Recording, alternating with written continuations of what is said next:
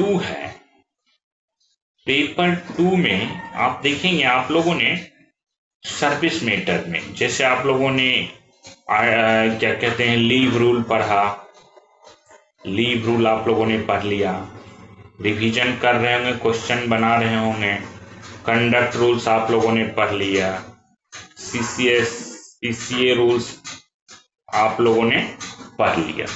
अब इसी क्रम में हम नेक्स्ट रूल चल रहे हैं, सीसीएस पेंशन रूल 2021।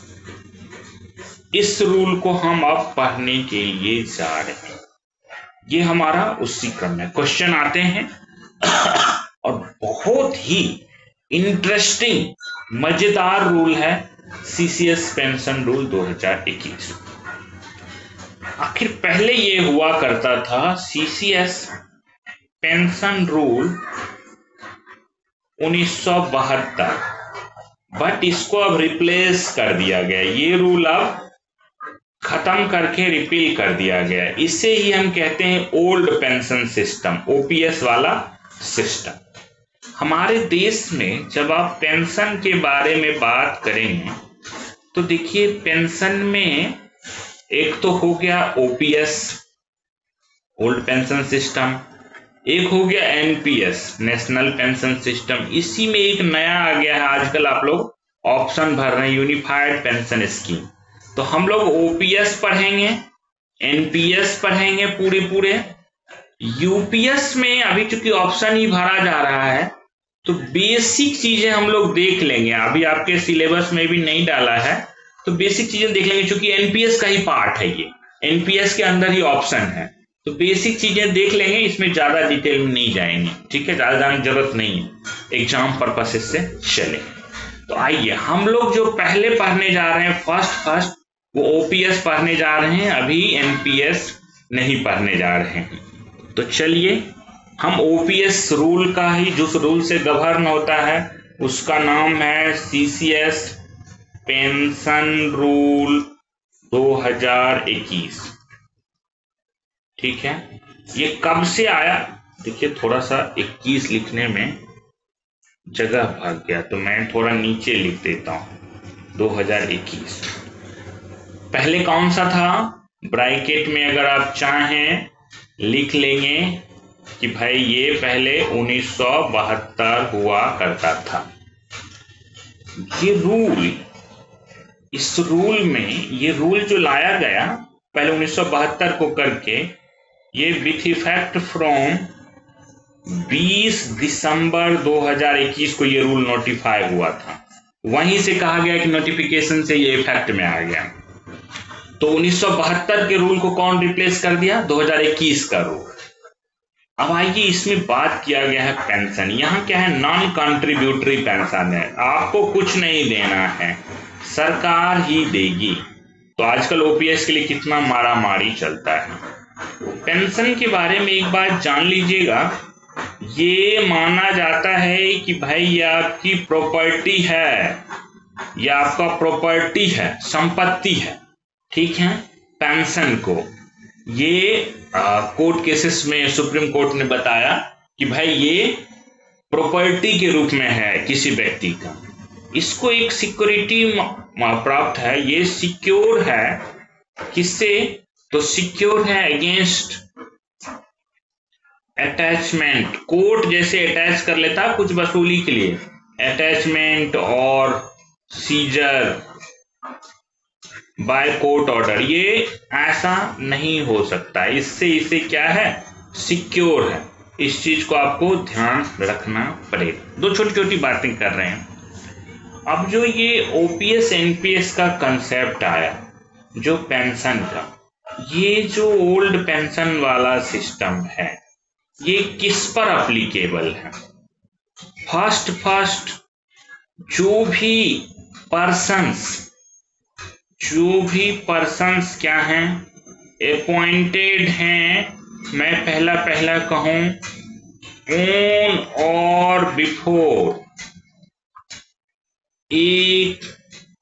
ऑन और बिफोर 31 12/2003। मतलब या ब्रैकेट में लिख सकते हैं बिफोर, सिर्फ अगर बिफोर लिखिए तो 1/1/2004, जो 2004 से पहले अपॉइंट हो गए। बाद में कुछ ऐसे केसेस आए जो एडवर्टीजमेंट पहले का था, नोटिफाई हो गया था, वैकेंसी पहले की थी और अपॉइंटमेंट बाद में हुए, तो उन लोगों ने भी कोर्ट में केस किया, तो कहा ओपीएस में वो भी कवर्ड होंगे जिनका रिक्रूटेड एगेंस्ट क्या है, जो भी पोस्ट हैं या वैकेंसी है, ठीक है, ये क्या हो गए हैं, नोटिफाइड हो गए हैं, एडवर्टाइज्ड हो गए हैं, एडवर्टाइज्ड कहा गया बिफोर, जिस दिन नेशनल पेंशन सिस्टम, पहले वो न्यू पेंशन स्कीम हुआ करता था, जिस दिन लाया गया था वो डेट था 22/12/2003। कहा 22/12/2003 मतलब डेट ऑफ एनपीएस कमेंसमेंट कह सकते हैं, डेट ऑफ एनपीएस नोटिफिकेशन कहिए, एनपीएस नोटिफिकेशन। इस डेट से पहले कोई अगर रिक्रूट हुआ है, वो पोस्ट हुआ, वो एडवर्टीजमेंट या वो वैकेंसी जो नोटिफाइड था, रिपोर्टेड था, एडवर्टाइज था बिफोर 22/12/2003, ठीक है, अब उनको भी क्या दे दिया गया है, ओपीएस दे दिया गया है। अभी भी कई डिपार्टमेंट में लोगों को नहीं मिलते हैं, तो ऐसे लोगों को ओपीएस, वो कैसे रूल से गवर्न होंगे, सीसीएस पेंशन रूल 2021 से गवर्न होंगे। इस पेंशन रूल की, सीसीएस पेंशन रूल एप्लीकेबल किस पे है जो आप पढ़ने जा रहे हैं, ये तो पेंशन किसको मिलेगा वो आपने देखा, ओपीएस। एप्लीकेबिलिटी देखिएगा, एप्लीकेबिलिटी में आप लोग जैसे कि जानते हैं कि भाई जो परमानेंट हमारे सेंट्रल गवर्नमेंट सिविलियन एम्प्लाई हैं, प्लस जो डिफेंस के सिविल एम्प्लाई हैं, civilian government servant of defence services, ठीक है, civilian government servant of defence services, इनके लिए ये रूल लागू है। बाद बकाए पे एप्लीकेबिलिटी कहाँ कहाँ नहीं है, तो आप उसको देखने के लिए आप कह सकते हैं, आपके मटेरियल में दिया हुआ है, इस सब पे ज़्यादा बात नहीं करेंगे। नॉट एप्लीकेबल टू किसको किसको, रेलवे वाला का अपना है भाई, रेलवे आप जो देखते हैं कि भाई ऑल इंडिया सर्विस के जो ऑफिसर हैं वो हर चीज़ अपना अलग रखते हैं, तो ऑल इंडिया सर्विस वाले जो हैं उन पे नहीं लागू होगा ये रूल। आपको पता है जो डेली रेटेड वर्कर हैं, रोज काम करने वाले, उन लोगों को डेली रेटेड वर्कर ये सब नहीं मिलेगा, ईटीसी कर दीजिए, ठीक है। एग्जॉस्टिव लिस्ट आप देख लेंगे, आपके मटेरियल में ऑलरेडी दिया हुआ है। अब जरा ये इस पेंशन रूल में हमें क्या क्या पढ़ना होगा ये तो पता चल जाए, तभी तो हम टॉपिक वाइज आगे बढ़ सकते हैं। पहले हमें, सबसे पहले हमारा काम होता है कि भाई क्या पढ़ना है, आखिर इसमें है क्या, ये कौन सा जादू है जो हम पढ़ के क्वेश्चन सारा कर पाएंगे, इसमें क्या क्या पढ़ना है। देखिए, जो आप ये सीसीएस पेंशन रूल 2021 पढ़ेंगे, इसमें पढ़ना हमें क्या क्या है, जरा चार्ट जैसे बनाते हैं। एक तो देखिए डिफिनीशन एप्लीकेबिलिटी होता है, इसमें हमें जनरल कंडीशन कुछ जानने होंगे, जो सामान्य कंडीशन होते हैं कि ऐसे केसेस में क्या होगा, जनरल कंडीशन जानने होंगे। दूसरा एक बहुत अच्छा कंसेप्ट आएगा क्वालिफाइंग सर्विस का, क्वालिफाइंग सर्विस, इसको हम शॉर्ट में क्यूएस बोलेंगे। जैसे पेंशन के लिए मिनिमम क्वालिफाइंग सर्विस 10 ईयर्स चाहिए ही चाहिए, तो क्वालिफाइंग सर्विस कैसे काउंट करेंगे, अब मान लीजिए पेंशन मिलेगा, कितने तरह का पेंशन होता है, क्लासेस ऑफ पेंशन, हम सब तरह के superannuation pension, retiring pension, invalidation pension, ठीक है, ये सब चीजें हम देखेंगे। उसमें एक पेंशन आएगा, टाइप ऑफ पेंशन में ही आएगा एक फैमिली पेंशन, जो आपको पढ़ना है। फैमिली पेंशन, जब किसी गवर्नमेंट सर्वेंट का डेथ हो जाए तो फैमिली को जो मिलेगा वो फैमिली पेंशन होगा। अब पेंशन का जब कंसेप्ट आएगा तो क्या पैसा दें, वहां पे आएगा इमोलूमेंट्स प्लस एक एवरेज इमोलूमेंट का कंसेप्ट। एवरेज इमोलूमेंट में वहां उसे कंसेप्ट को मैं आज कुछ कंसेप्ट बेसिक बात करेंगे। अभी हमारे पास समय है तो अभी हम बात करेंगे उस पर कुछ बेसिक सारी चीजें, जनरल कंडीशन तो आज ही बात कर ही लेंगे। उसके बाद हमें आएगा रिटायरमेंट ग्रेच्युटी भी मिलता है, रिटायर होते हैं तो ये रिटायरमेंट ग्रेच्युटी भी हो सकता है, अगर किसी का डेथ हो जाए तो डेथ ग्रेच्युटी भी हो सकता है। हम ग्रेच्युटी की भी बात करेंगे। प्लस आप अपने पेंशन को कम्यूट भी करा सकते हैं। कम्यूटेशन, पहले कम्यूटेशन का रूल भी अब आ गया है, कम्यूटेशन ऑफ पेंशन। सेल है 40% तक आप बेच सकते हैं, कितना तक, अप टू 40% तक। इसके बारे में पढ़ेंगे, इसके रूल भी 2023 में अब नए रूल आ गए हैं। पहले हुआ करते थे कम्यूटेशन का रूल 1981 का था, अब 2023 में ये रूल भी दे दिए गए हैं कम्यूटेशन का, फिर मॉडिफाई कर दिया गया है। इसके अलावे मैं कुछ अलग से बातें पढ़ेंगे जिसको मिसलिनियस में हम सब जगह रखते हैं। जैसे कोई गवर्नमेंट मिसिंग हो जाए तो क्या होगा, मिसिंग गवर्नमेंट सर्वेंट केसेस, ठीक है। अगर मान लीजिए पेंशन फिक्सेशन का प्रोसीजर या पेंशन बन रहा है किसी का, तो authorisation of payment of pension कैसे होगा, क्या होगा, इसका कब से काम शुरू कर देना है, नहीं उसी दिन रिटायर हुआ उसी दिन सब काम नहीं हो जाएगा। ऑथराइजेशन ऑफ पेंशन, ठीक है, ये सब चीजें और भी मैं इसमें जो भी चीजें बचा मैं ETC कर दिया, सब इसमें हम कवर कर लेंगे।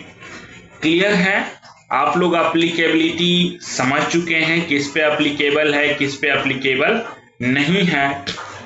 तो अब हम सीधा सीधा चलते हैं जनरल कंडीशन। OPS रूल आप पढ़ने जा रहे हैं, मतलब CCS पेंशन रूल 2021, और हम उसमें अब सीधे सीधे चल रहे हैं कहां पे भाई, जनरल कंडीशन की तरफ हम चल रहे हैं। ज्यादा कहीं भी समय बिना व्यतीत किए हुए आज जनरल कंडीशन देखेंगे। आखिर पेंशन है, बड़ा कहते हैं पेंशन है तो टेंशन नहीं है, पेंशन है तो टेंशन दूर हो जाता है। जिसको नहीं है, नेशनल पेंशन सिस्टम में है, वहाँ एन्यूटी की व्यवस्था है, बात करेंगे उस पर हम आएंगे।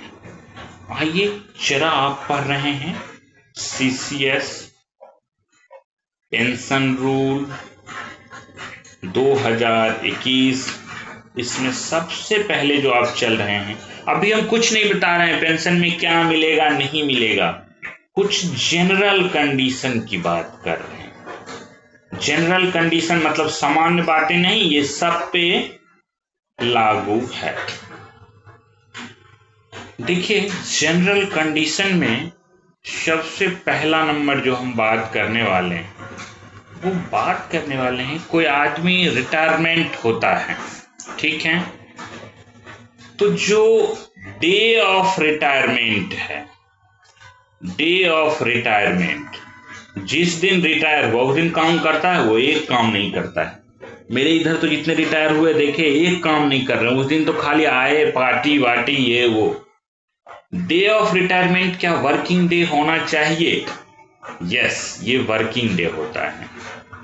वो उस दिन का उनको सैलरी मिलेगा, सब कुछ मिलेगा, ठीक है, वर्किंग डे रहेगा डे ऑफ रिटायरमेंट। कभी किसी का डेथ हो जाता है, डे ऑफ डेथ क्या होगा, कहा डे ऑफ डेथ भी वर्किंग डे रहेगा, क्या रहेगा, वर्किंग डे रहेगा। जिस दिन मरे, 12 बजे रात के बाद मरे, वो अगला तारीख आ गया तो कहा वो वर्किंग डे रहेगा। भले वो 8 बजे मॉर्निंग में ही क्यों ना डेथ हो गया हो, ऑफिस नहीं आया हो, काम नहीं किया हो, अटेंडेंस नहीं लगा हो, तब भी वो वर्किंग डे रहेगा। अब मैं पूछता हूँ, रूल में चेंज आया था, जैसे डे ऑफ VRS क्या होगा अगर वॉलेंट्री रिटायरमेंट ले रहे हैं, ये भी वर्किंग डे ट्रीट होता है, याद रखिएगा। पहले नहीं होता था, बाद में रूल बदल दिया गया है। कहते हैं डे ऑफ रिजिग्नेशन क्या होगा, कोई रिजाइन करके चला गया, डे ऑफ रिजिग्नेशन, सवेरे सवेरे आया ऑफिस, रिजाइन करके गेट पर से भाग गया, वो भी वर्किंग डे ट्रीट होगा। मतलब ये जितने भी हैं, अब यूनिफॉर्म लॉ है, working day in all cases. ठीक है, पहला बात कि भाई ऑल केसेस में वर्किंग डे होंगे। चलिए, फर्स्ट नंबर बात है, आप लोगों को पता चल चुका है जनरल कंडीशन का। अब जरा दूसरी नंबर बातें देखते हैं कि कितना पेंशन कोई ले सकता है, एक आदमी कितना पेंशन ले सकता है। जनरल कंडीशन की सेकेंड नंबर बातें हम करने जा रहे हैं कि नंबर ऑफ पेंशन। कहा कि भाई एक आदमी 2 पेंशन ले सकता है क्या?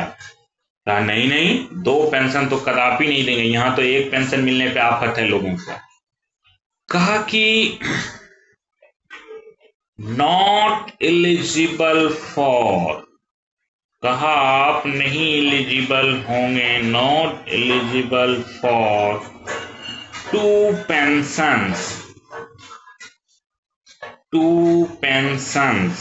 ठीक है, इन सेम सर्विस, एक ही सर्विस में आप 2 पेंशन नहीं मिलेगा, या कहिए सेम पोस्ट, एक ही पोस्ट पे आपको 2 पेंशन नहीं मिलेगा एट ए टाइम।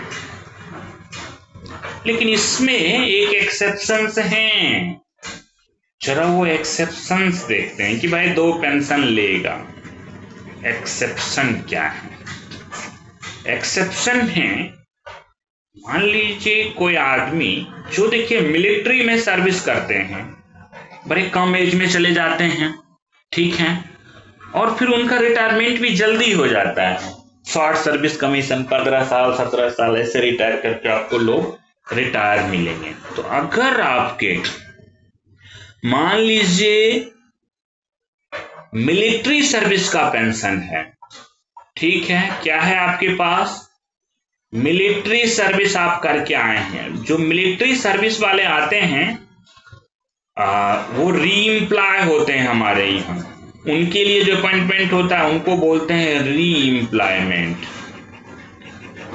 तो वो 2 पेंशन ले सकते हैं, एक पेंशन यहाँ वाला, एक मिलिट्री सर्विस वाला, कोई प्रॉब्लम नहीं है। बिफोर री एम्प्लॉयमेंट उनको छूट है। याद रखिएगा, हमारे ऑफिस में एक मल्टीटास्किंग स्टाफ MTS थे, वो आर्मी से रिटायर होकर आए थे और री एम्प्लॉयमेंट बेसिस लगे हुए थे, तो वो एक पेंशन ले रहे थे मिलिट्री सर्विस का, और इधर से जो रिटायर हुए तो इधर से रिटायरमेंट के बाद भी उनको एक पेंशन रहा, डबल पेंशन। ये एक्सेप्शन है। दूसरा, मैं कुछ बातें आगे करूंगा, मैं कहता हूं अगर counting of pre retirement civil services हो, ये अभी आपके समझ में नहीं आएगा। प्री रिटायरमेंट में कुछ बातें लिखता हूं, सिर्फ आप लिख लीजिएगा, जो आगे आप रूल पढ़ेंगे तो वहां पे आएगा। मैं ऐड कर रहा हूं क्योंकि रूल 19-20 है, मैं आगे थोड़ा चला गया हूं। Counting of pre retirement civil services, जैसे देखिए कई लोगों को क्या होता है, एग्जाम्पल आप देखेंगे, सर्विस में वो नाकाम हो जाते हैं। मान लीजिए वो आर्मी के सर्विस में शारीरिक रूप से अनफिट हो गए तो उनको निकाल दिया गया, या सपोज करिए कुछ ऐसा काम कर रहे थे जहां शारीरिक श्रम जरूरत था, लेकिन वो सिविलियन एम्प्लॉय के रूप में काम कर सकते हैं, शरीर से ऐसे हैं कि हाँ एज ए क्लर्क काम कर सकते हैं, उनको वहां से निकाला जाता है इनवैलिडेशन पेंशन देके, जहां वो काम करने के लायक नहीं रहे। इनवैलिडेशन पेंशन, मान लीजिए एक बिजली विभाग का कर्मचारी जो वायर के ऊपर चढ़ के ठीक करता था, उसका क्या हुआ, एक बार गिर गया, टांग हाथ टूट गया, अब वो वायर चढ़ने के काम, तार पे चढ़ने के लायक नहीं रहा। वहां से बोला गया कि कैसे करेगा, इनवैलिडेशन पेंशन दे दिया गया। ठीक है, इनवैलिडेशन पेंशन या टाइप में बात करेंगे कंपनसेशन पेंशन देके किसी को निकाला गया। ठीक है, जैसे कोई इंस्टीट्यूशन खत्म हो जाता है तो कंपनसेशन पेंशन देके भी निकालते हैं। उनको छूट देते हैं कि भाई आप सिविलियन में आना है, कहीं हमारे इधर आप मान लीजिए बिजली विभाग कर्मचारी थे, ऊपर से गिर गया, वहां नहीं काम कर सकते, लेकिन आप ऐसे कलर कुर्सी पे बैठ के काम कर सकते हैं। तो आइए आप कहीं आपके लिए अलग से रहेगा, दूसरी जगह सर्विस में जाएंगे, ऐसे केसेस में उनका प्री सर्विसेज काउंट होता है। चाहे तो उसके लिए अलग पेंशन लेते रहें, ये सेपरेट पेंशन ले सकते हैं, और नहीं चाहे तो सर्विस काउंट करवा लेंगे। ये ऐसे दो एक्सेप्शन हैं। ठीक है, अदरवाइज नॉर्मल केसेस में किसी को भी दो पेंशन नहीं मिलेगा। आइए, दो कंडीशन जब आप जान गए हैं तो थर्ड कंडीशन में हम चलते हैं पेंशन पे, और थोड़ा ये खतरनाक कंडीशन है। जैसे देखिए, आप पेंशन ही लिखते हैं, पेंशन है, कहा गया जो थर्ड बातें हम कर रहे हैं, कहा ये है पेमेंट ऑफ, जिस मतलब कहते हैं ना पेंशन जो है, ये पेंशन क्या है, पेंशन इज, ऐसे ही रूल में कहा गया है, सब्जेक्ट टू फ्यूचर। आप रिटायर हो गए, लेकिन तब भी ऐसा नहीं है कि आप गड़बड़ कर सकते हैं। फ्यूचर गुड कंडक्ट कहने का सेंस है कि पेंशन तभी आपको मिलते रहेगा जब आपका फ्यूचर में गुड कंडक्ट रहेगा। सपोज करिए आपने पेंशन मिलना शुरू हो गया, अब आप तलवार लेके घूम रहे हैं, किसी का भी मर्डर कर देंगे, बंदूक लेके घूम रहे हैं, मतलब तब आपको क्या पेंशन सरकार देगी? पेंशन एक सोशल सिक्योरिटी है, वो कहती है फ्यूचर गुड कंडक्ट रहेगा। अगर मान लीजिए गुड कंडक्ट नहीं रहा, मान लीजिए कोई पेंशनर है, इफ पेंशनर ठीक इज, पहला मैं दो कंडीशन ले लेता हूं, convicted for serious crime, murder कर दिया किसी का, कि हम तो पेंशनर हैं जी, कन्विक्टेड फॉर सीरियस क्राइम, या चलिए मान लीजिए found guilty of grave misconduct, guilty of grave misconduct. ठीक है, अगर ग्रेव मिसकंडक्ट के गिल्टी पाए गए, कौन? पेंशनर, सर्विस में नहीं है, रिटायर होकर घर में बैठ के पेंशन ले रहे थे, लेकिन इधर से मन उनका बढ़ा हुआ था और क्या कर दिए, कुछ सीरियस क्राइम कर दिया, ग्रेव मिसकंडक्ट। ग्रेव मिसकंडक्ट कब का होगा? मिसकंडक्ट तब का होगा जब सर्विस में रहे हैं तो कंडक्ट रूल से गवर्न कर रहे थे, या नहीं तो कुछ बहुत बड़ी गलती कर बैठे हैं। ऐसे कंडीशन में इनका होल या पार्ट, जो पेंशन है, part of pension may be forfeited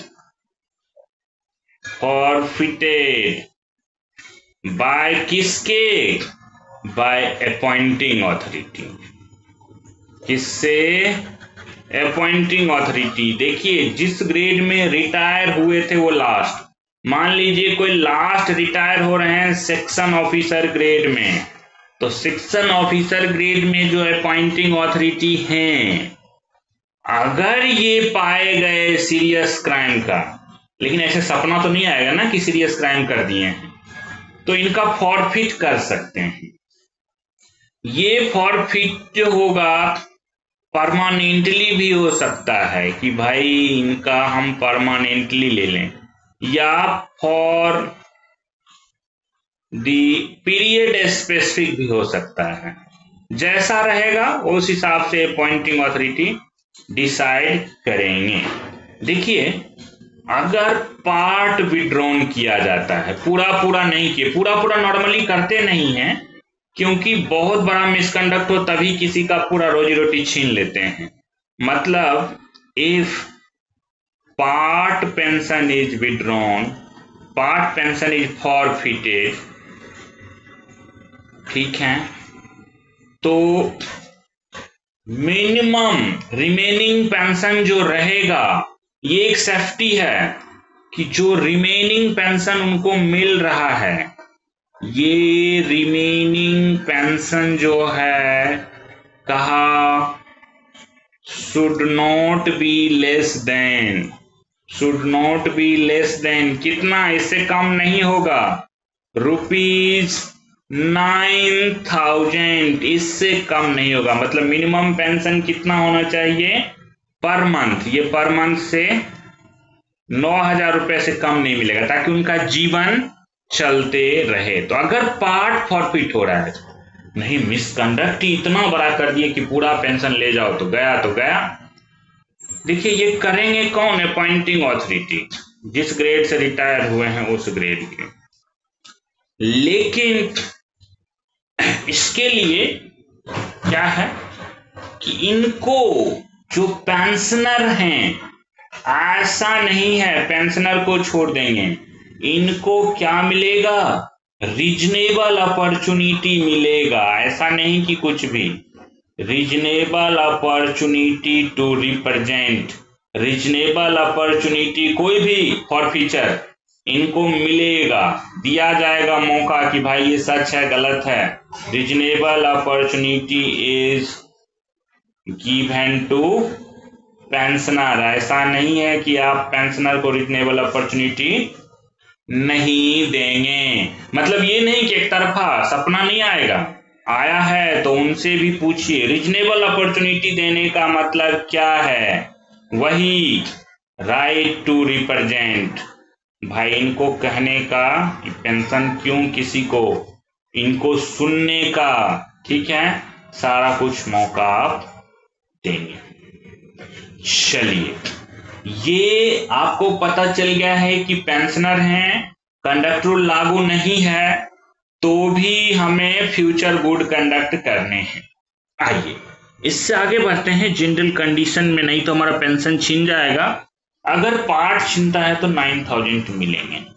जरा देखें पेंशन के जनरल कंडीशन में 4th नंबर कंडीशन। अब मैं कहता हूं राइट, ये मैंने बात किया होगा सीसीएस सीसीए में भी, right of competent authority, competent authority,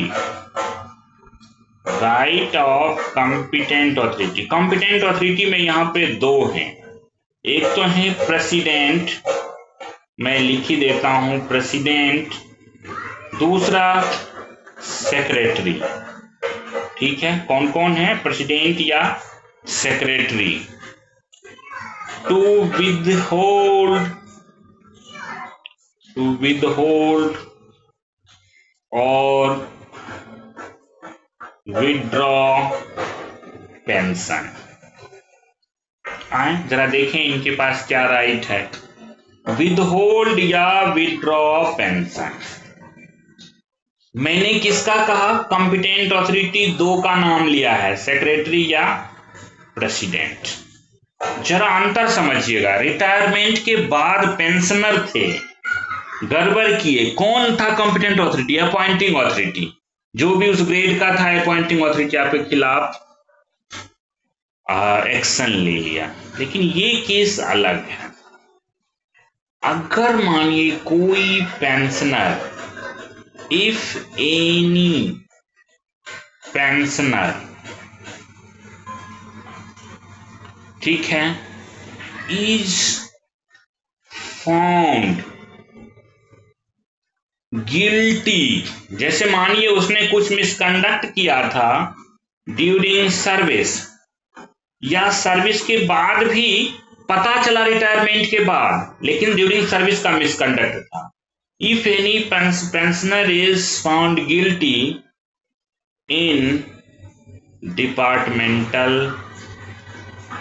departmental या जुडिशियल प्रोसीडिंग, जुडिशियल प्रोसीडिंग, ठीक है। इस प्रोसीडिंग में पाया गया है, गिल्टी किसका पाया गया है?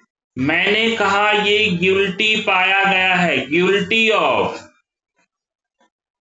जो भी इसने किया है इन सर्विस, सर्विस के दौरान, जैसे अब हमें रिटायर ही होना है, कुछ ब्राइबरी कर लें, कोई नेग्लिजेंस था, ठीक है, कोई नेग्लिजेंस था या कोई मिसकंडक्ट था, ये इन सर्विस हो गया था उससे मिसकंडक्ट, तब यहां पे प्रेसिडेंट या सेक्रेटरी रोल में आएंगे। डिपार्टमेंटल इंक्वायरी हुई, जुडिशियल प्रोसीडिंग हुआ, कुछ भी हुआ, जहां से निकल के आया तो नेग्लिजेंस या मिसकंडक्ट के लिए इन सर्विस वो हुआ था, तब क्या करेंगे? मैं अब सीधे सीधे लिखता हूं कॉम्पिटेंट ऑथोरिटी। कॉम्पिटेंट ऑथोरिटी क्या कर सकते हैं? कैन, ठीक है, withhold,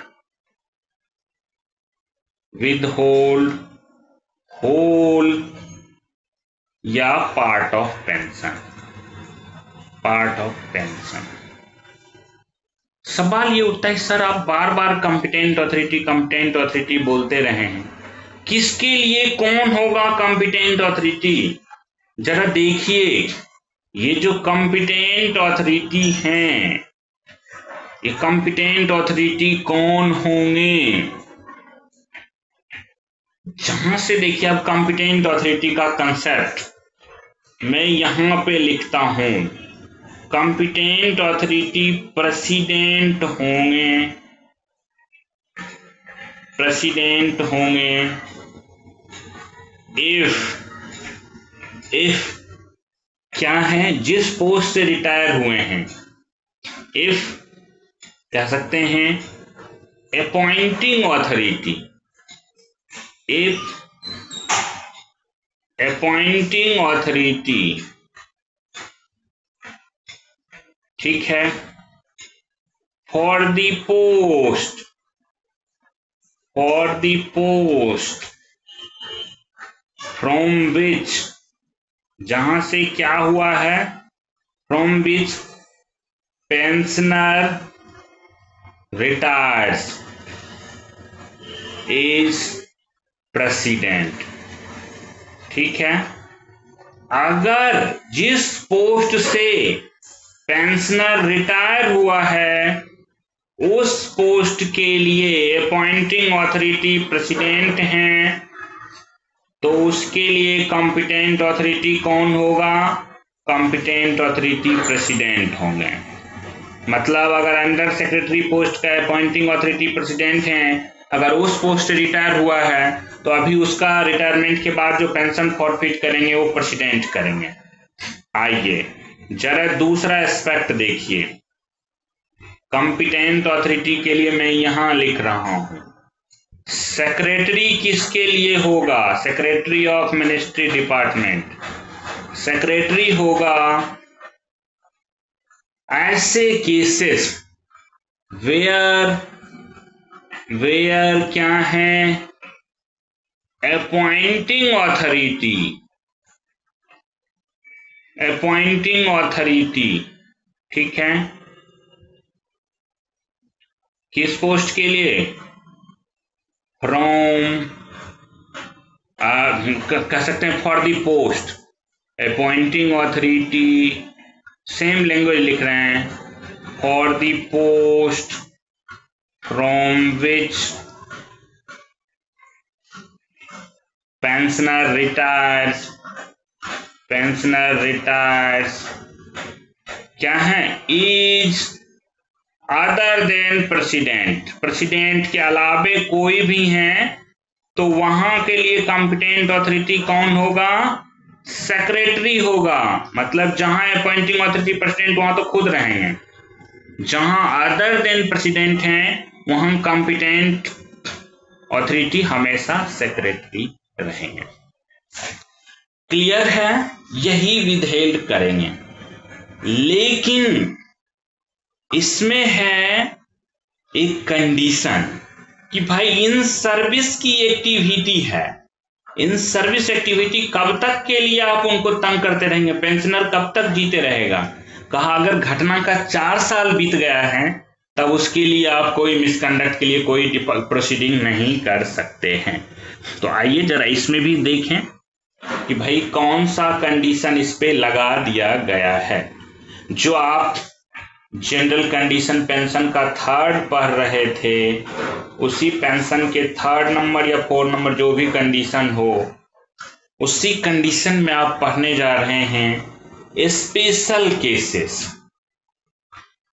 special cases, special cases कहिए या इसे आप सेफगार्ड भी कहिएगा, सेफगार्ड भी आप कहिए, कोई प्रॉब्लम नहीं है। जैसे आपको अपने नोट में लिखना है लिख सकते हैं। ये सेफगार्ड क्या है, देखिए अगर मान लीजिए इफ डिपार्टमेंटल प्रोसीडिंग जो भी था, ठीक है, डिपार्टमेंटल प्रोसीडिंग नोट इनिशिएट हुआ, नोट इंस्टीट्यूट हुआ, not instituted prior to retirement, prior to retirement, अगर रिटायर होने से पहले आप शुरू कर दिए तब तो ठीक है।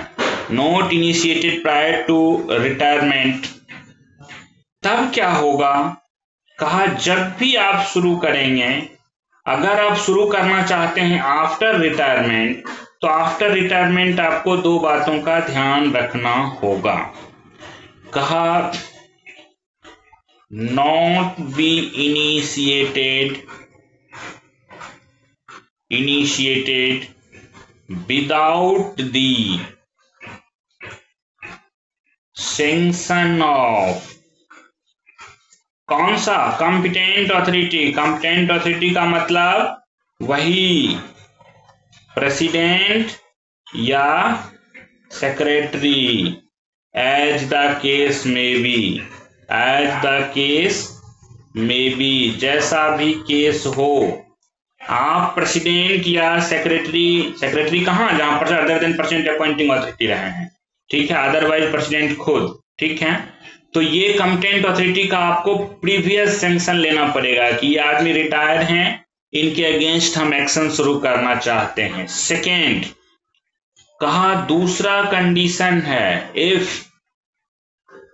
मोर देन कितना साल, 4 years ऑफ, कह सकते हैं 4 years of events have passed, अगर पास हो चुके हैं तो कहते हैं कि भाई नो प्रोसीडिंग, तब आप नहीं करेंगे, no proceeding can be initiated. ये मैंने बात भी किया था CCA रूल में, मैंने यहाँ पे रिवाइज भी किया है, क्योंकि पेंशन फॉरफीचर की बात होती है फॉर द मिसकंडक्ट।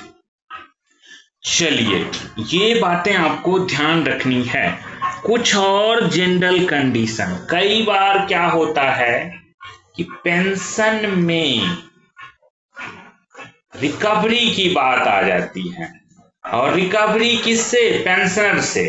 पेंशन में मान लीजिए रिकवरी फ्रॉम पेंशनर्स, ठीक है, जो कॉम्पिटेंट ऑथोरिटी कहते हैं कि भाई रिकवरी करना है पेंशनर से, रिकवरी फ्रॉम पेंशनर्स। अगर मान लीजिए इफ, मैं सपोज करता हूं कॉम्पिटेंट ऑथोरिटी वही प्रेसिडेंट या सेक्रेटरी क्या करते हैं, decided for recovery, pecuniary losses कुछ हुआ है, क्या करते हैं, डिसाइडेड फॉर रिकवरी, किससे, पेंशनर से, from pensioner, from pensioner for pecuniary losses. कहा कि इन्होंने ड्यूरिंग सर्विस लॉस कर दिया था ऑफ गवर्नमेंट। अगर ऐसा डिसाइड करते हैं कि भाई हमें पिकुनियरी लॉसेस को क्या करना है, हमें वापस लेना है, रिकवरी करना है। तो कहा भाई जो रिकवरी रेट होगा, रेट ऑफ रिकवरी, जैसे एक ही बार पूरा पेंशन उनका नहीं लेना है, कहा ये रेट ऑफ रिकवरी, कहा नॉट एक्सीडिंग कितना, कहा 1/3 ऑफ कौन सा, इनिशियल पेंशन, जो पहले उनको मिला था 1/3 ऑफ इनिशियल पेंशन से ज्यादा नहीं होगा। कहने का मतलब है किसी पेंशनर से अगर रिकवरी करनी है तो उनका पेंशन मान लीजिए शुरू में 12,000 रुपये फिक्स हुआ, तो 1/3 मैक्सिमम 4,000 पर मंथ आप रिकवरी कर सकते हैं। रिकवरी रेट ऑफ रिकवरी जो होगा आपको पर मंथ के हिसाब से वो not exceeding 1/3 of initial pension होगा। इनिशियल पेंशन का मतलब जो पहले पहले फिक्स हुआ था।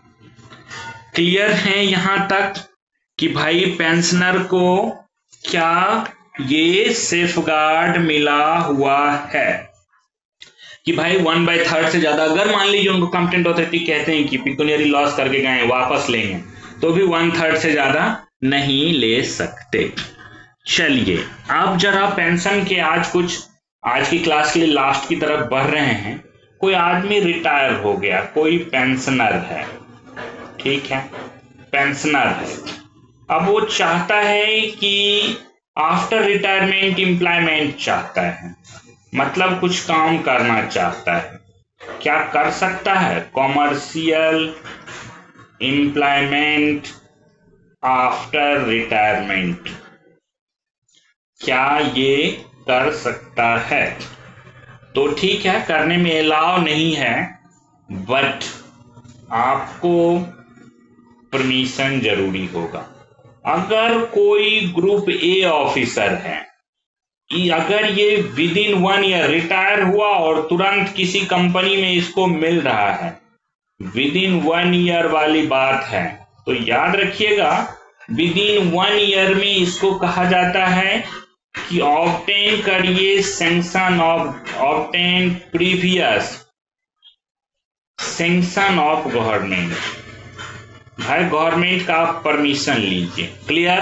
ग्रुप ए को कोई छूट नहीं है, सैंक्शन ऑफ गवर्नमेंट लीजिए with in 1 year. Within 1 year के बाद सैंक्शन नहीं लेना है, विद इन 1 ईयर के बाद नहीं लेना है। अगर कोई मानिए ग्रुप बी ऑफिसर है, रिटायर होता है, ग्रुप बी है, कहते हैं अगर to employment within 1 year, within 1 year, 1 साल के भीतर, अगर रिटायरमेंट से 1 साल, तो कहते हैं इंटीमेट टू गवर्नमेंट, आप ले लीजिए लेकिन इंटीमेट करिए गवर्नमेंट को, और क्या बताइए, बताना ये भी पड़ेगा इंटीमेट टू गवर्नमेंट, स्पेसिफाई करना पड़ेगा, स्पेसिफाई कि क्या इनका, क्या गवर्नमेंट सर्वेंट का जो भी थे had any official dealing during service, कहीं उससे तो नहीं आपको नौकरी मिला है, ऑफिशियल डीलिंग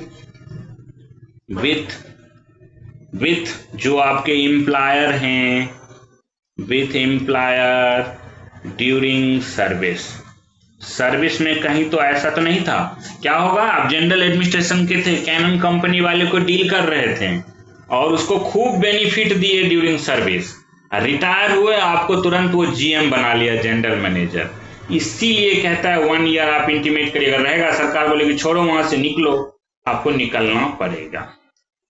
थर्ड कंडीशन कहते हैं अगर आउटसाइड एम्प्लॉयमेंट के लिए जा रहे हैं, आउटसाइड कंट्री जा रहे हैं, आउटसाइड कंट्री, आपको फॉरेन में, तो देखिए फॉरेन वाले से ना ग्रुप बी का तो कोई ज्यादा लेना देना होता नहीं है।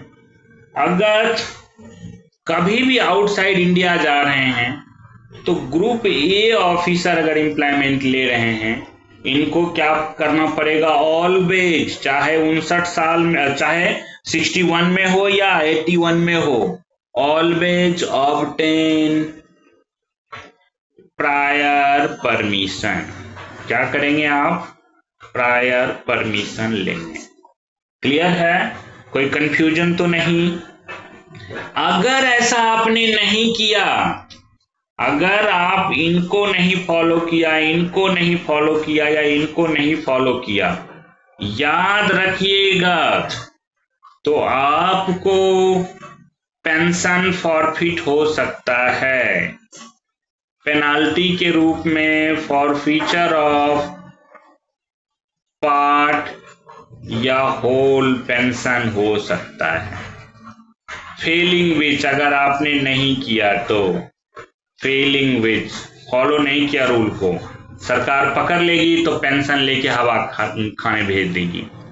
इसलिए हाँ, अगर आपका परमिशन डिनाई होता है, मान लीजिए आपने परमिशन मांगा, इफ परमिशन डिनाइड, अगर परमिशन डिनाई हो रहा है, डिनाई किया जाता है, तो आप अपील कर सकते हैं इसके अगेंस्ट अपीलेट अथॉरिटी को। Appeal with in 13 days. Rule है कि आपने सरकार से मांगा, सरकार ने नहीं दिया, 13 डेज हायर ऑफिसर जो डिनाई किए उनके अगेंस्ट आप अपील कर सकते हैं। ठीक है, ये थे हमारे कुछ जनरल कंडीशंस। आज के क्लास का इतना तक ही रहेगा। अब आप लोगों के क्वेश्चंस को हम लेंगे और आगे हम जनरल कंडीशन